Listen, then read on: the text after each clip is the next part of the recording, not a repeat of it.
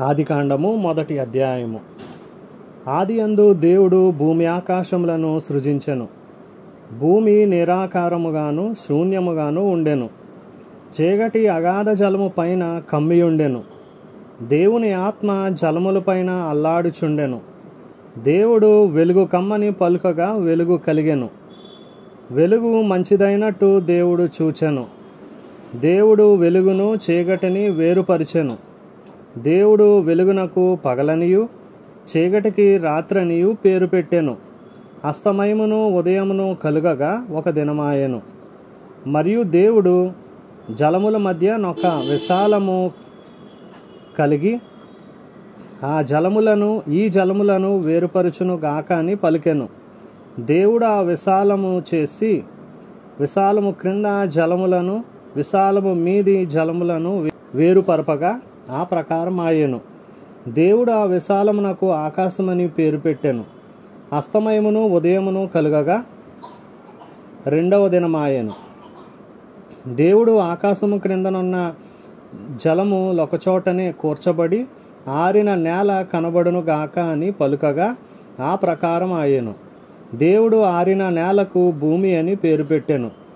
జలరాశికి ఆయన సముద్రములని పేరు పెట్టెను. అది మంచిదని దేవుడు చూచెను.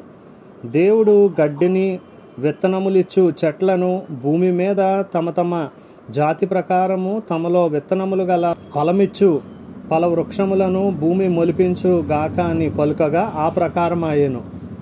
భూమి గడ్డిని తమ తమ జాతి ప్రకారము విత్తనములిచ్చు చెట్లను తమ తమ జాతి ప్రకారము తమలో విత్తనములు గల ఫల వృక్షములను మొలిపింపగా అది మంచిదని దేవుడు చూచెను. అస్తమయమును ఉదయమును కలుగగా మూడవ దినమాయెను.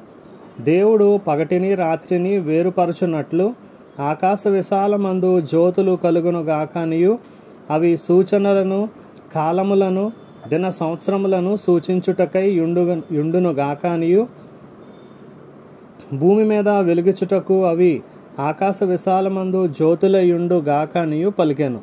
ఆ ప్రకారం ఆయెను. దేవుడు ఆ రెండు గొప్ప జ్యోతులను అనగా పగటిని ఏలుటకు పెద్ద జ్యోతిని రాత్రిని ఏలుటకు చిన్న జ్యోతిని నక్షత్రములను చేసెను. భూమి మీద వెలుగుచుటకును పగటిని రాత్రిని ఏలుటకును వెలుగును చీకటిని వేరుపరచుటకును దేవుడు ఆకాశ విశాలమందు వాటినుంచెను. అది మంచిదని దేవుడు చూచెను. అస్తమయమును ఉదయమును కలుగగా నాలుగవ దినమాయెను. దేవుడు జీవము కలిగి చలించు వాటిని జలములు సమృద్ధిగా పుట్టించును గాక అనియు పక్షులు భూమిపైని ఆకాశ విశాలంలో ఎగురును గాక అనియు పలికెను. దేవుడు జలములలో వాటి వాటి జాతి ప్రకారము జలముల సమృద్ధిగా పుట్టించిన మహామత్స్యములను జీవము కలిగి చలించు వాటన్నిటినీ దాని దాని జాతి ప్రకారము రెక్కలు గల ప్రతి పక్షిని సృజించెను. అది మంచిదని దేవుడు చూచెను.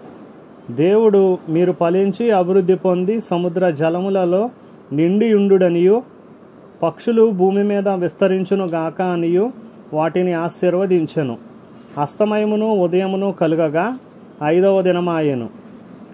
దేవుడు వాటి వాటి జాతి ప్రకారము జీవము గల వాటిని అనగా వాటి వాటి జాతి ప్రకారము పశువులను పురుగులను అడవి జంతువులను భూమి పుట్టించును గాక అని పలికెను. ఆ ప్రకారం ఆయెను. దేవుడు ఆయా జాతుల ప్రకారము అడవి జంతువులను ఆయా జాతుల ప్రకారము పశువులను ఆయా జాతుల ప్రకారము నేలను ప్రాకు ప్రతి పురుగును చేసెను. అది మంచిదని దేవుడు చూచెను. దేవుడు మన స్వరూపమందు మన పోలిక చొప్పున నరులను చేయుదము. వారు సముద్రపు చేపలను ఆకాశ పక్షులను పశువులను సమస్త భూమి మీద ప్రాకు ప్రతి జంతువును ఏలుదురుగాక అనియు పలికెను. దేవుడు తన స్వరూపమందు నరుని సృజించెను. దేవుని స్వరూపమందు వారిని సృజించెను. స్త్రీనిగాను పురుషునిగాను వారిని సృజించెను. దేవుడు వారిని ఆశీర్వదించెను. ఎట్లనగా మీరు ఫలించి అభివృద్ధి పొంది విస్తరించి భూమిని నిండించి దానిని లోపరుచుకొనుడి. సముద్రపు చేపలను ఆకాశ పక్షులను భూమి మీద ప్రాకు ప్రతి జీవిని ఏలుడని దేవుడు వారితో చెప్పెను. దేవుడు ఇదిగో భూమి మీదనున్న విత్తనములిచ్చు ప్రతి చెట్టును విత్తనములిచ్చు వృక్ష ఫలము గల ప్రతి వృక్షమును మీకిచ్చి ఉన్నాను, అవి మీకు ఆహారమగును. భూమి మీద నుండు జంతువులన్నిటికీ, ఆకాశ పక్షులన్నిటికీ, భూమి మీద ప్రాకు సమస్త జీవులకును పచ్చని చెట్లన్నీయు ఆహారమగునని పలికెను. ఆ ప్రకారం ఆయను.